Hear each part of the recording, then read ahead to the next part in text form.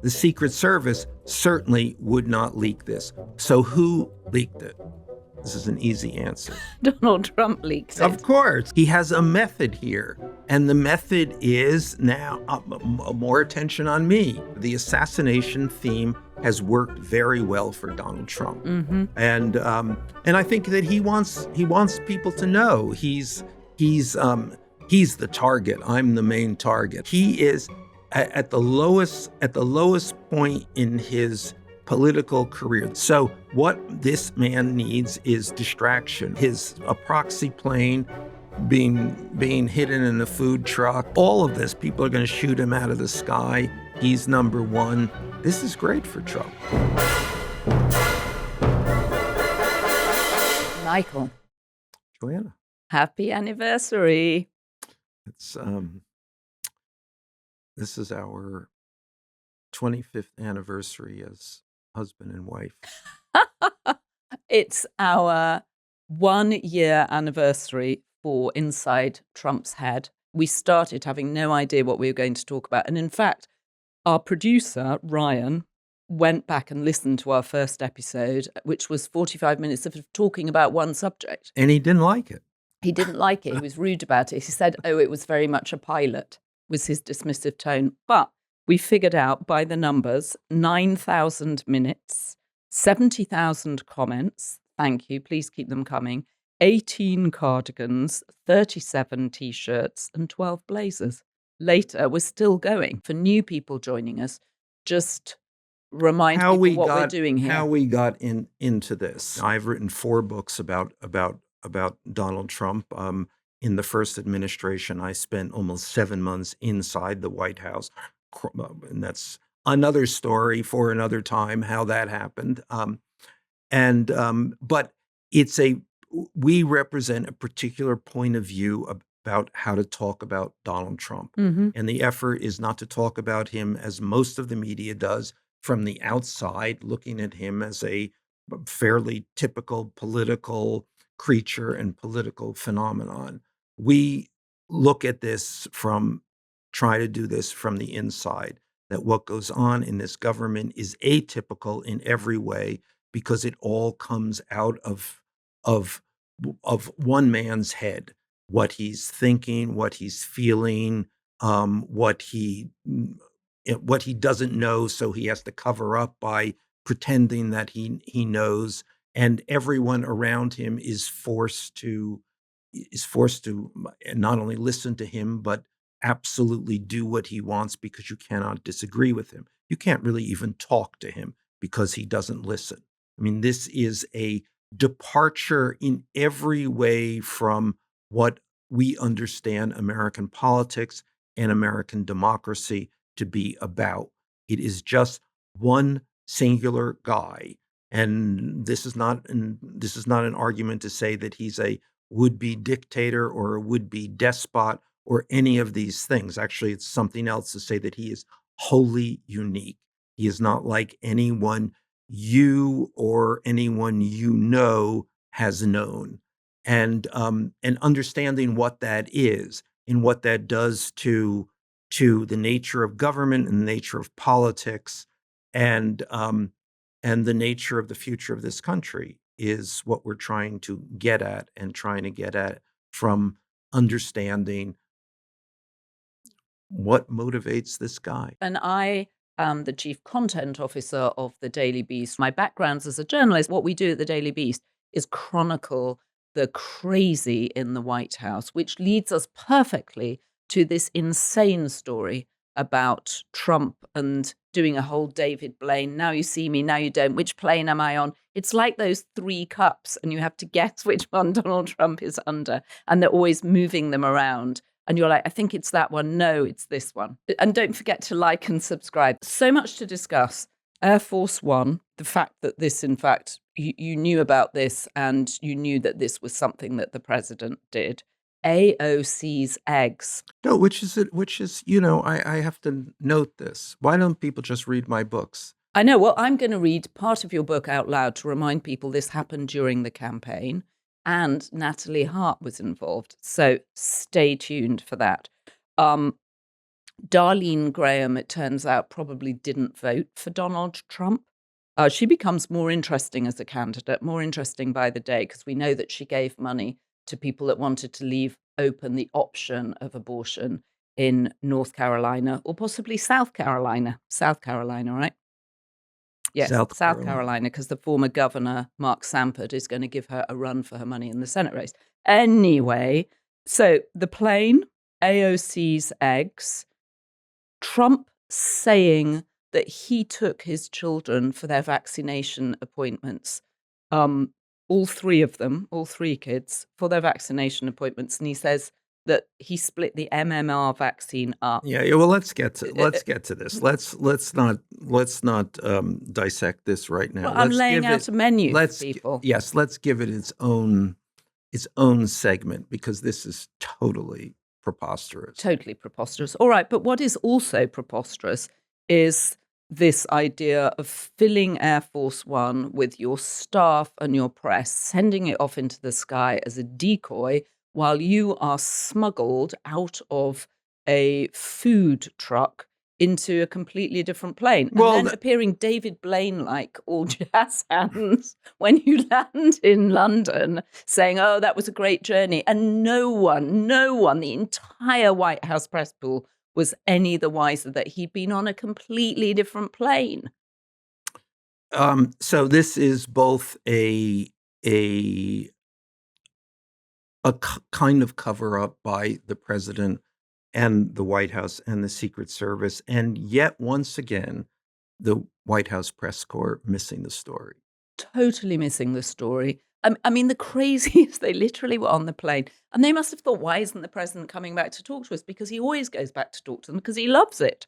He wants them, he loves to insult them, he knows that will be the next story. But I guess my other question too is, Washington Post got this story, which, by the way, has hugely improved since Will Lewis left, interestingly. Well, let's set the story for that. The Washington Post, which is owned by Jeff Bezos, a year ago plus, he brought in an editor by the name of Will Lewis, a British editor. Well, CEO. He brought him in as CEO. A CEO, but to run the place. And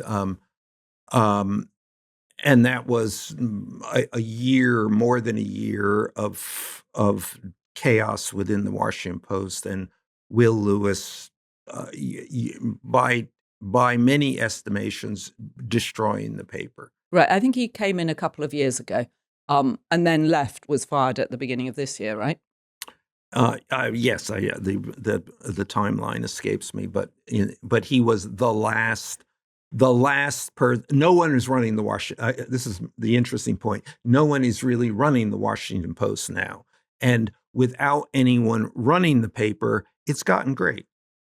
Yeah, I mean, you know. And why Will Lewis is interesting is because he was a Murdoch guy who was alleged to have deleted 30 million emails from the servers at News International, the headquarters of Murdoch's British newspapers, The Times, The Sun, then The News of the World, to protect the company against the phone hacking scandal. So an apparatchik, a suck-up, always about who he's reporting to, who his boss is.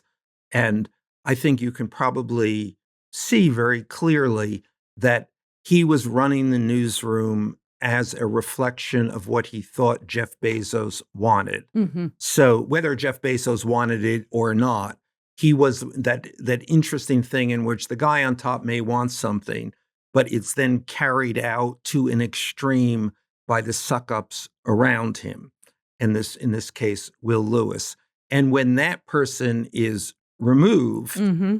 Well, there's Jeff Bezos may continue to want what he wants, but the people there, nobody's the point person for giving it to him. So it goes on. The organization can go on in a relatively unfettered way until Jeff Bezos says, "This is not what I want." And then he has to hire some other apparatchik and suck up to enforce his desires. But in the time when there is not such a person, it's a brief renaissance. Anyway, as media people, we've all immediately digressed to the media story, which is not the story here, except that the Washington Post broke this story of Trump being smuggled via a food cart into a different plane. Container, a food container, really. It's not. I imagine there was It's such. not a food cart. You think the stewardesses are going down the offering aisle chicken, fish, or Trump. with Trump.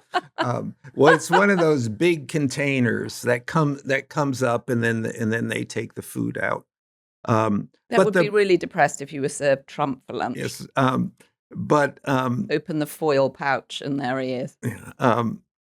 Okay, this has gone down an absurdist route. The point is this: you actually wrote about this in All or Nothing. Can I read before a bit of it? before we get to that, okay, I think we let's continue the Washington Post theme. Who leaked this? Right, who leaked the story that Air Force One was full of journalists and staff and sent off as a target while Trump was safely? And let me give a UK. further background here that this has happened before, which we will discuss. No one knows about it, and no one knows about most of the things that the Secret Service does for a very good reason. These are all security precautions. When people begin to know about, if people know about them, then they're no longer part of the security protocol and no longer a safe part. So people don't know about this. The Secret Service certainly would not leak this.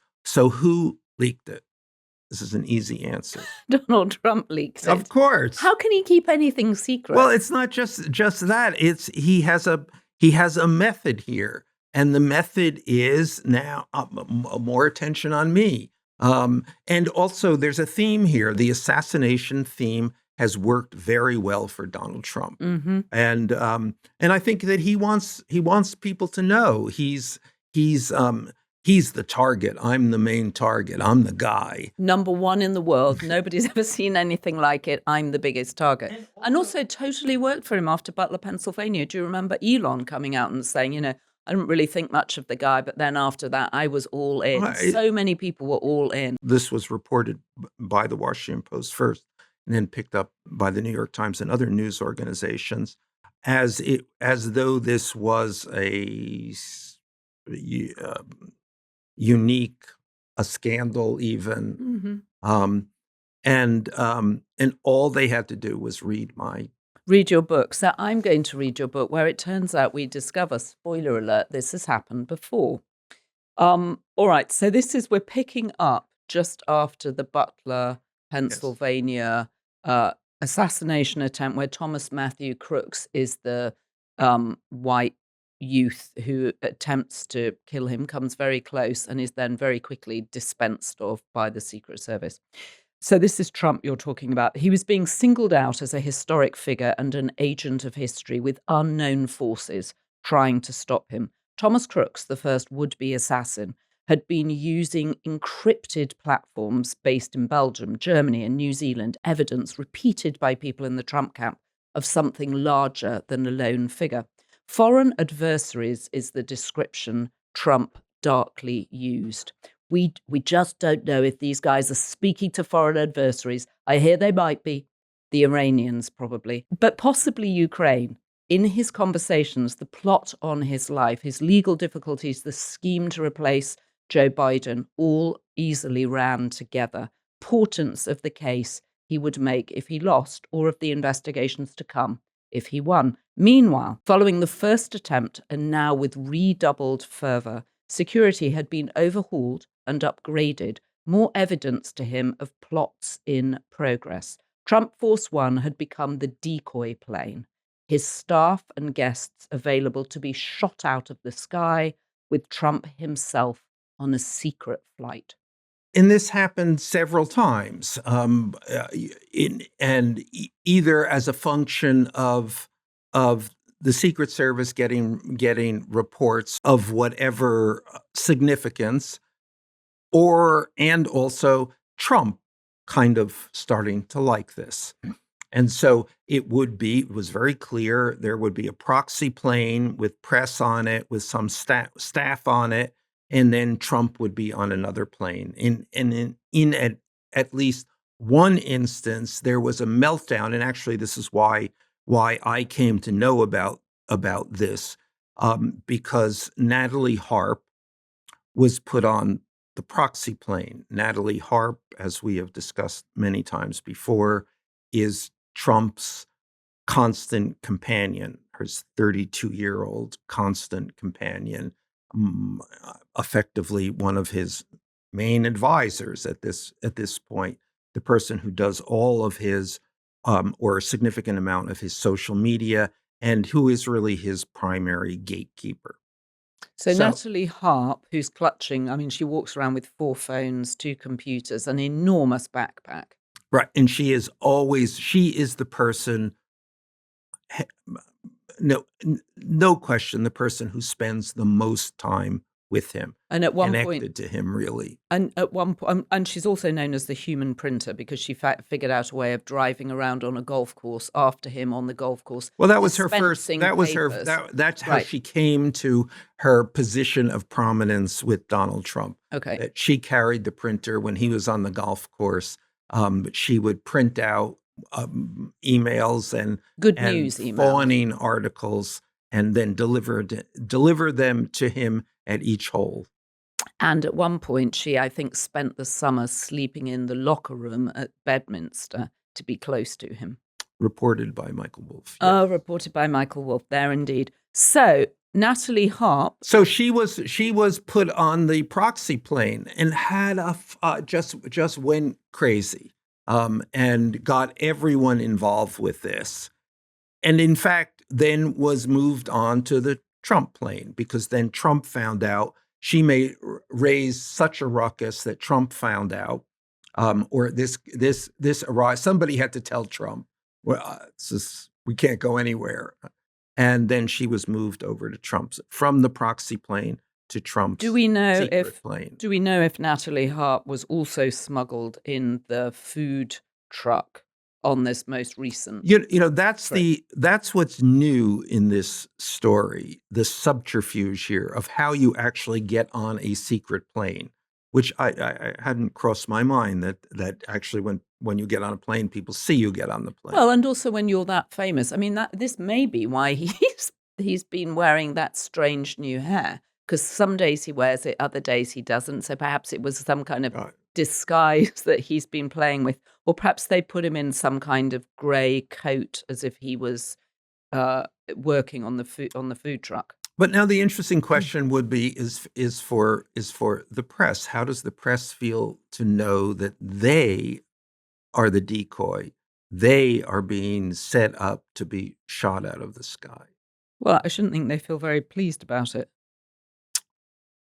I mean, he said, didn't he, famously, if I go, you go, at one point. When someone asks him about being a target when he comes back to talk to the press, and he goes, well, if I go, you go. Right. But turns out not to be true. Not to be true. Yet another presidential lie.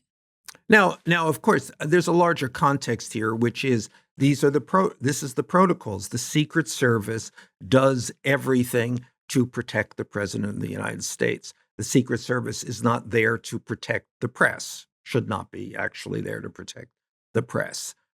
It is all about how you keep this one guy safe. Mm-hmm. And in fact,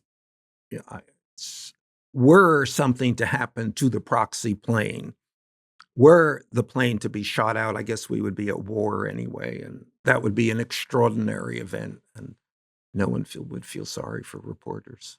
Well, but it's also the White House staff, right? That the staff traveling with him, that support staff, were also on the old Air Force One. Because the other thing that was going on here was... Well, not Natalie Harp. Well, we don't know where Natalie Harp was. Fairly, we don't know where Natalie Harp was. Yes. But there's a sort of double bluff here. Although I can guess. Okay, so you think she was with him in the food truck? Yeah, she's resourceful. Interesting. Well, perhaps we can figure out where was Natalie Harp. But there's also a double bluff here, because you've got Grift Force One, the plane that Qatar has given him, that he flies over to the NATO summit in, which then Secret Service say, well, this isn't good enough, it's not high quality enough it's not secure enough, especially with the latest threats. So we're going to put you on the old Air Force One, which is secure enough. But In we're fact, not actually going to put you on the old. because it's not secure enough, it turns out. So we're going to put you on another little plane, which probably isn't secure at all, but nevertheless, it's a different plane. So it'll throw your adversaries off. Um, um, totally. so And then we interesting, can such a digress story. again to the Qatari plane, because before our eyes, and we should watch this, he is trying to steal that plane. He is going to steal that plane. Well, I think he's told us he's stealing the plane, Yeah. hasn't Well, he? it's Didn't he all say this it's going stuff to the about the library, and it was going to be on display. It was going to be an exhibit at the library. What he's going to do, and I think we should keep coming back to this, Mm-hmm. he is looking to set up. So all this thing about third term, he's going to, willy-woonly, that's a diversion. What he's going to do is set up a separate White House at Mar-A-Lago when he leaves. He's funding it by all these corporations he's now extorting money from. And he's going to have this big plane, the Qatar Air Force One.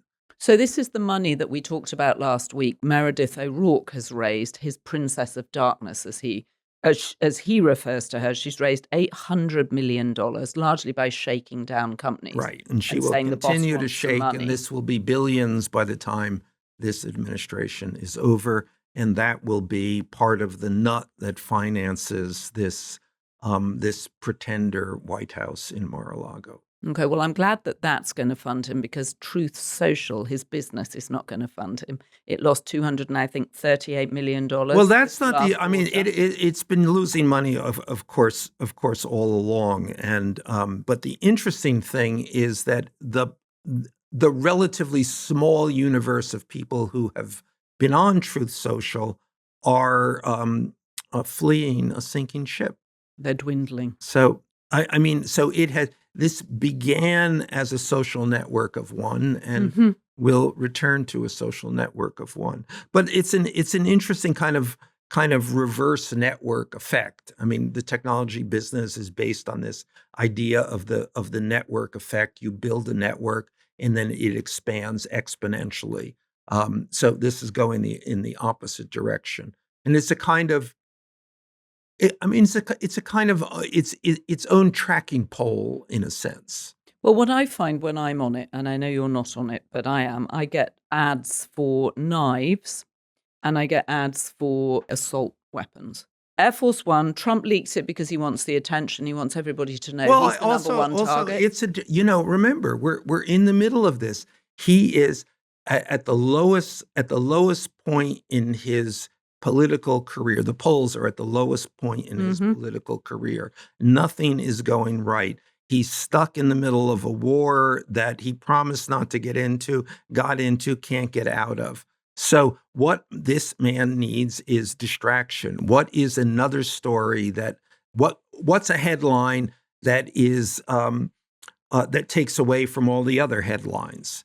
And a Proxy plane being hidden in a food truck, all of this, people are going to shoot him out of the sky. He's number one. This is great for Trump. Well, it's also Trump and the Iranians, right? Because the Iranians have got him in an absolute chokehold. They've said, no. You want the Strait of Hormuz opened? Here is a list of things we want from you, all of which are frankly unacceptable. All of which the administration said they wouldn't give them. And he's, as you say, completely between a rock and a hard place. So now he's just diverting with, well, I beat you over here. I avoided your targeting me when I was in Turkey. It's a very small win for him, I think. And this is, a couple of days distraction, but, a couple of days distraction here, a couple of days distraction there, it adds up to real distraction. Right. And we've only got, what have we got, 80 odd days until the election. So if he can just keep he's just looking. It's always Trump looking for what is the thing that he can distract people with? What is the thing that he can point to? What is the thing that that sets up someone else to be the fall guy. We saw that a couple of people have left the White House. Dave Warrington left to be replaced by Will Scarf as the White House General Counsel. Kathy Rumler's old job when she was there. I think he's also leaving a sinking ship, right? Yes. I mean, I think we're going to see more of that. People leaving because the midterms are coming up. And then, you have to get a new job. I mean, at the end of this, in 2028, where you're going to be. Or maybe Dave Warrington is running for president. I don't think so. But I don't think so. I'm sure he's going to make some money. White House General Counsel can make a lot of money going into a big white shoe law firm. Yeah, no, absolutely. So that's not. But the idea of him firing people, in other words, I think that's yes. So that would be a way to distract, put blame on other people. But that would be from Trump's. That's someone, the media, us, telling him what to do. And he's not going to do. He doesn't want to do, often quite refuses to do, even though it's the smart thing to do. But because he's being told to do it, he doesn't do it. But he may need to find someone to blame for the war, because the war is going to be bad for the midterms. I don't know. I mean, I'm stumped here. I'm stumped like he's stumped. He doesn't know what to do. Okay, so he's in. I mean, well, in the most basic terms, the Iranians won't do what he wants. They won't open the Strait of Hormuz, and we do not have enough ammunition to make them. Mm-hmm. I mean, that is it. He's run out of bullets. Quite literally. It's a crazy story. And then when he screamed at Pete Hegseth at Camp David, Pete Hegseth blamed Stephen Feinberg, his number two, for not telling Trump that we'd run out of munitions. So anyway, we're always looking. What is the thing? Always in Trump's mind. It's in the muddle of his mind. He's always grasping for that one thing that might change people, just redirect people's attention, suddenly define a new enemy. And he tried this weekend. So on Sunday morning, AOC gave an interview, who is the leader in the polls, the Democratic polls, for the Democratic nomination for president, 36 years old. So she's 1 year over the minimum to possibly be the president. And can we just have a moment and let that sink in? Yes, you can have any moments you want. I mean, it's just such a. You mean what's sinking in now? That she's 36 years old? Well, all of it, that she's 36 years old, that she's never created a job in her life, that she's become incredibly good at talking to crowds, that she's pulled Bernie Sanders in as a sort of security blanket. So when they go on their oligarchy tour on their private planes across America, she gets the benefit of his, what is his bromosphere? I mean, I think that's minimizing what she has accomplished. I mean, the entire rise of the Democratic Socialists of America is essentially on her back. It's her project. She is certainly the spear here. And I think it's a remarkable accomplishment. I think she's actually rather remarkable. She's articulate. No, I'm not saying she's not remarkable. I'm just saying it's remarkable that we're at this moment in America where she could be the leading candidate for the president. Well, the Democratic president. I mean, we've had Donald Trump. I know. We've had Joe Biden. How did we get here? How did we get here, Michael? Well, I don't know. I mean, it may not be a bad position to be here. She's young, she's smart, she's energetic. And you know where else she is? She's inside Trump's head. Yes. And so at any rate, on Sunday morning, she went on the Sunday programs and said, or one of the Sunday programs, I think the ABC program, and said that she was freezing her eggs. 36-year-old woman. She's not married.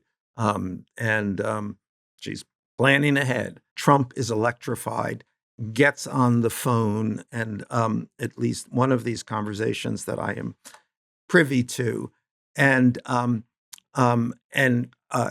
says, this is his opening statement. She's getting her eggs frozen, and then the person he's speaking to says, "Who's getting her eggs frozen?" And he says, "Hillary is getting her eggs frozen." He says, So Hillary? yes, so this person who's giving this is completely confused from the get-go. Right. Now, algebraically more confused. Right. And then did Trump realize what he'd said? Because didn't the person say, well, that's impossible? No. Well, then remember, because it's Trump and he always repeats the last thing that he said. Then he said it again. Hillary is getting her eggs frozen. And at any rate, this finally comes clear who is getting not 78-year-old Hillary, but 36-year-old AOC. And then, and you can see, hey, this is a thing, that this is maybe he has, it's like taking the knee, that he's hoping to have identified a cultural moment, a political cultural intersection, which will galvanize, I don't know, the MAGA base. And at that point in this conversation, he connects the freezing your eggs to birthright citizenship. So I don't know. Is then the question, can you deport an egg? Can you deport an egg? This is also, and I think it is, that this is he is really searching. This is a thing. He's got to find something. He is now without an issue, without and issues really are not his thing. It's really without a piece of language, a connection. Well, and also it's an odd one to choose because more and more women are freezing their eggs. Costco now offers the drugs to freeze your eggs, right? So this is not something that's complete. I mean, yes, it's expensive, but it's now becoming within range for people who want to start a family. Yeah, no, I think every family in America knows someone. Every person in America likely has some family member who has fertility issues, I think. Right. No. This is fertility questions, or this is, I mean, I think this is, an 80-year-old man saying eggs, a woman's eggs. Oh, well, with everybody else saying, oh my God, this is just, this is just what women do these days. Life as it is. But it also indicates she's probably thinking of running for 2028. Well, doesn't it? It's an insurance policy to put on one side. Yeah, A, no, if I she think meet she's someone, and B, if she doesn't. Yeah, no, I think she's clearly. I mean, that's the more complex thing, and I wonder how Americans would react to that. I'm freezing my eggs so that I can run for president and then have a child after the presidency. Well, if she were to, I don't know. A pregnant president. We haven't had that before. We haven't had a woman president. We've definitely not had a pregnant president. One of the things I think that we can assume about AOC is that she has made the political calculations here. I'm sure she has. Anyway, I wish you well. And also, it's a much more effective procedure than it used to be. It used to be incredibly expensive. The operation here, by the way, is it's not that he's so brilliant at this; is that he tries out so many things, and then some stick. And then okay, some stick. So, is his claim that he took his children to have their vaccinations likely to stick? Well, let's do so. Let's so reel he back did and explain what was happening here. Right. So that happened yesterday. That he gave this a press conference about vaccines, and specifically the MMR vaccine, mumps, measles, and rubella vaccine, which children get very early on, and it's 3 shots in one. Right. I So it's mean, one shot. can I just say, for people listening in, I mean, we have a lot of listeners in Europe, we have a lot of listeners in New Zealand, in Australia. I'm sure you cannot believe this conversation that is going on, that the President of the United States is saying that he feels some vaccines should be The delayed or not MMR given at vaccine, all. um, that one vaccine, I believe, is 50 years old, 55 years old. The MMR. My older children have certainly had that, and my older children are basically my age now. So, Your older children are basically your age I now. know What are you saying? they're old. My older children are old. They cross a line in which they're basically, Adults. yeah. I mean, they're more than adults. They're my age. This has become it's a foundation of childhood health that these three key vaccines are given at the same time. Mm-hmm. Therefore, it increases the likelihood that you're going to get them, that you're not going, the other way, which is Trump is suggesting now, is that you should come back three different Three times. occasions. So you just set up hurdles, which is what he's trying to do, so that you don't get these vaccines. Now, why would he do that? Well, because he's in a desperate race at this point. I mean, he is trying to hold on to the MAGA base. If he can't turn out the MAGA base in the midterms, it will be a blue sweep. He'll lose the Senate on that basis. But the dismantling of a basic pillar of public health, I mean, you cannot believe he is trying to do this. I find it unfathomable. It's like saying to people, and I'm expecting to do this, stop washing your hands. Don't wash your hands. In fact, washing your hands is bad for you. Washing your hands is one of the, the basic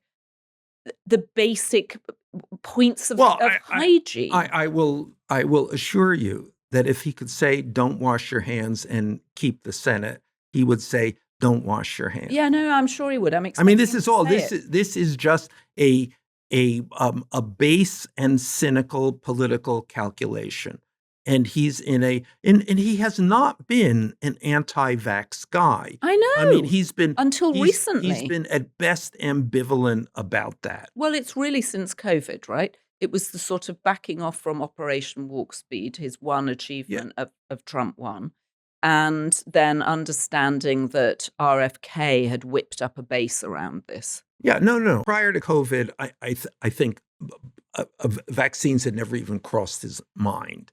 And he's a kind of a health very health conscious, germaphobe kind of guy. Well, he says he is, but then you discover that he slept with 20,000. Stormy Daniels. Right. Well, and you said, didn't use a condom with, I always think it's funny when people say, oh, I'm a germaphobe, and then you discover they have sex without a condom. Right. But nevertheless, that's the conceit. And there was, I mean, I'm sure vaccines, it just didn't cross his why would Donald Trump be concerned about vaccines? But how can we have an American president sitting in the Oval Office saying you shouldn't give a vaccine that has been, a pillar of public health for the last 55 years? And then he gives this nonsense where he says, I took my children to their vaccine appointments with my wife and we broke up the MMR so they each had one singly. No one can refute this. His wife is dead and buried on his golf course. I'm sure the doctor's no longer alive and the kids won't know. I mean, according to Ivana's book, she did all the child raising and basically presented to the children to him. The idea that Donald Trump ever accompanied a child to a pediatrician is preposterous. Right. I mean, it doesn't. No, this is I was just going to say this was the worst kind of cynical behavior, but it's clearly not. I mean, he's clearly done this again and again and again. This is what he does. I mean, and it is a measure at this point of his desperation. What I don't understand is why would he think that the MAGA base would want their children to go unvaccinated? Why does he think they would like to lose their children to measles or whooping cough or, bring back mumps? Well, I mean, for a very good reason. I mean, that is that position particularly in the MAGA base, the evangelical MAGA base, polls very high. I mean, that's all that he's looking at right now. I got to bring those people out. Those people are going to be the margin of victory or defeat in key races. Well, at some point, everybody's going to know someone whose child has had measles and been deadly ill. Well, not before the midterm election.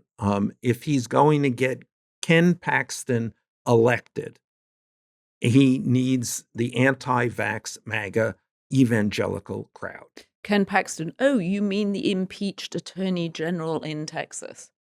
I mean the impeached attorney general in Texas who is divorcing his wife now in with accusations of his own efforts to match Wilt Chamberlain's record.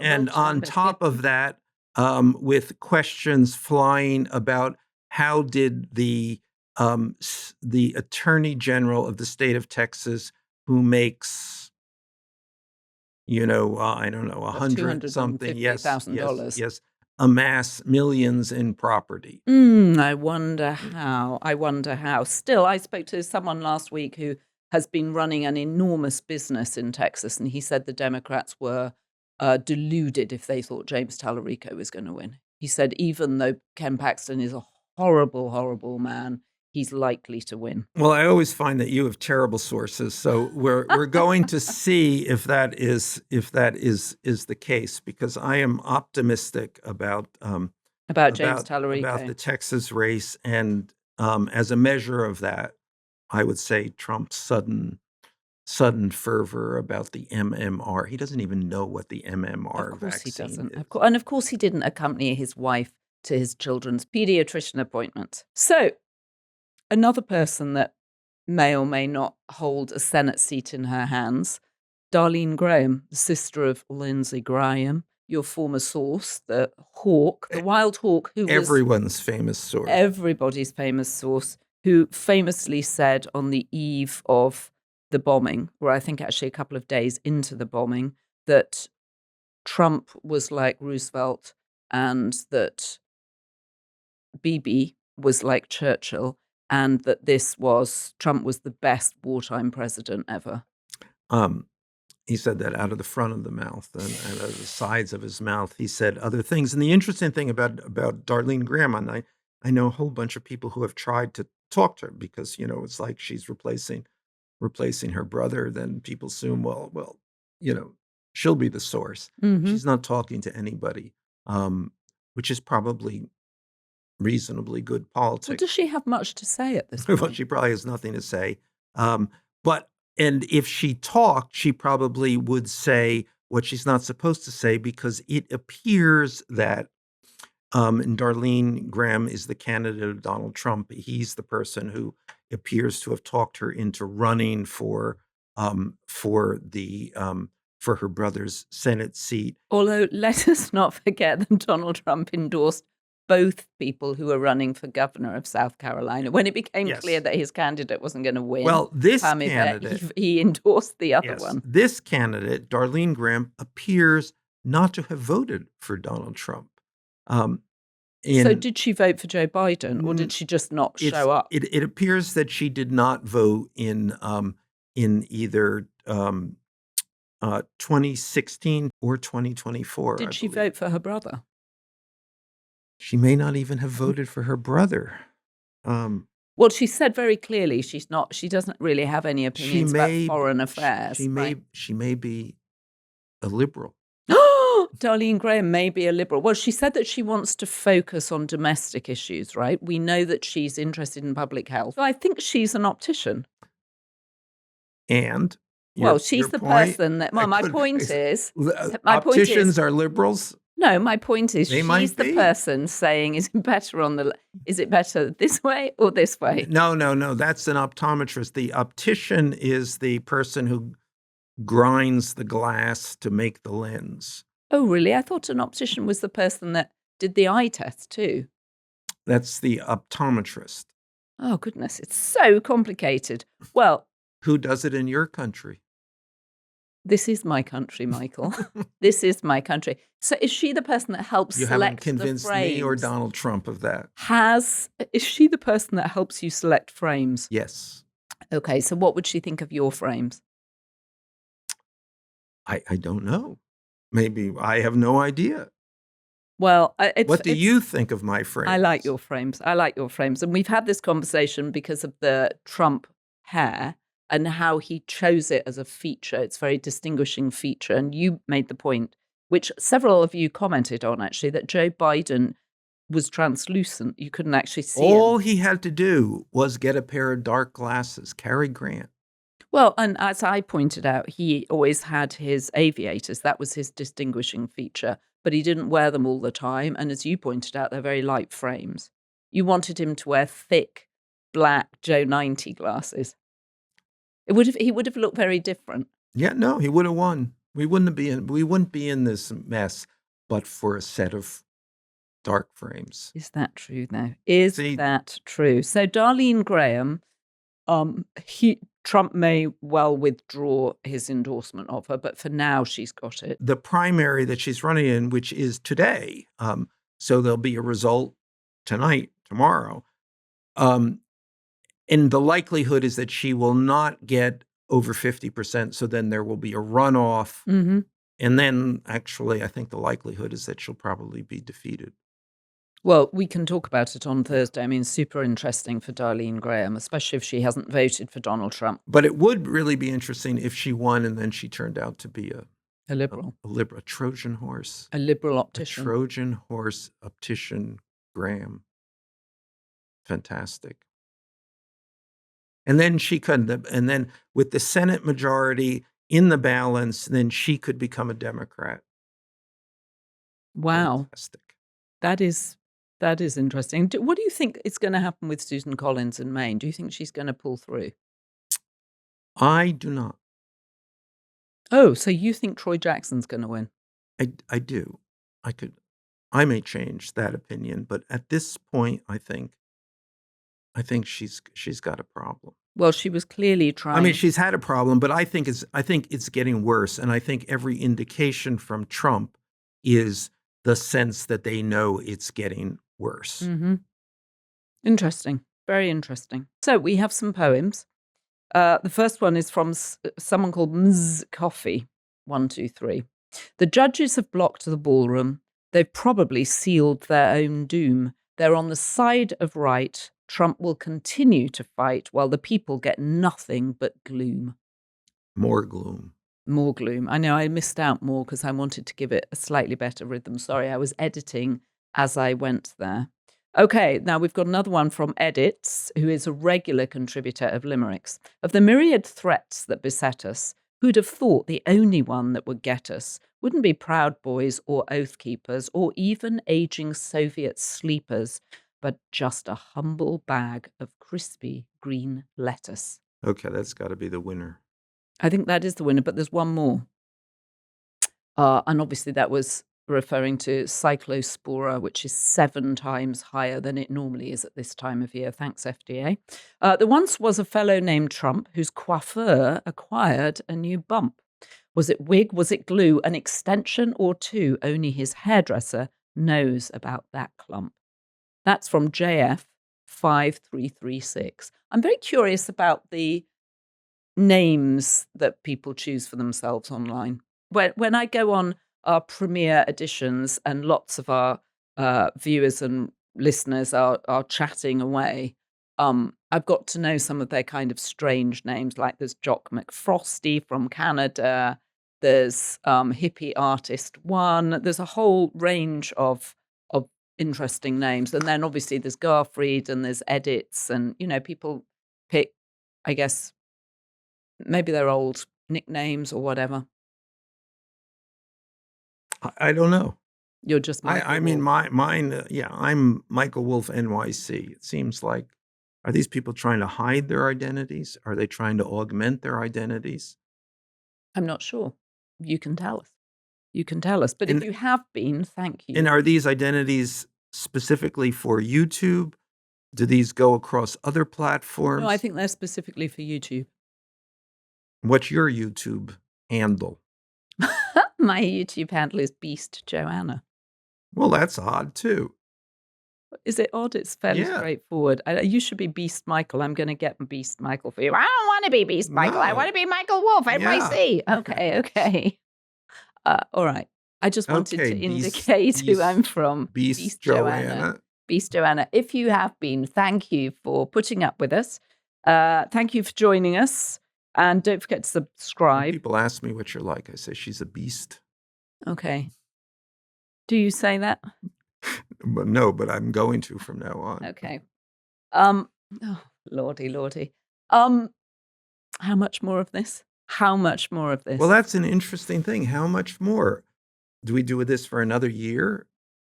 Another year after? And what do we do if this goes on after he's no longer the president of the United States? Well, I think we know it will. I mean, you've just painted a picture where he takes the money he's raised. He takes Grift Force One, the Qatari plane. He sets up essentially an alternative administration in Mar-A-Lago and cleaves the base to him. Yeah, I think that is true. So you mean we're going to be doing this until he dies? Until he goes to Mar-A-Lago in the sky. Yeah. Until he goes to that great patio in the sky where he can dance to his heart's content YMCA. Dies. Trump dies. Okay. I guess we got to be on the scene for that. But first, the midterms. Big thanks to our production team, Ryan Murray, John Romero, Rachel Passer, Heather Passaro, and Neil Rosenhaus. So the good news is we have so many B-Beast tier members now. There are too many names to read out, and we really appreciate your support.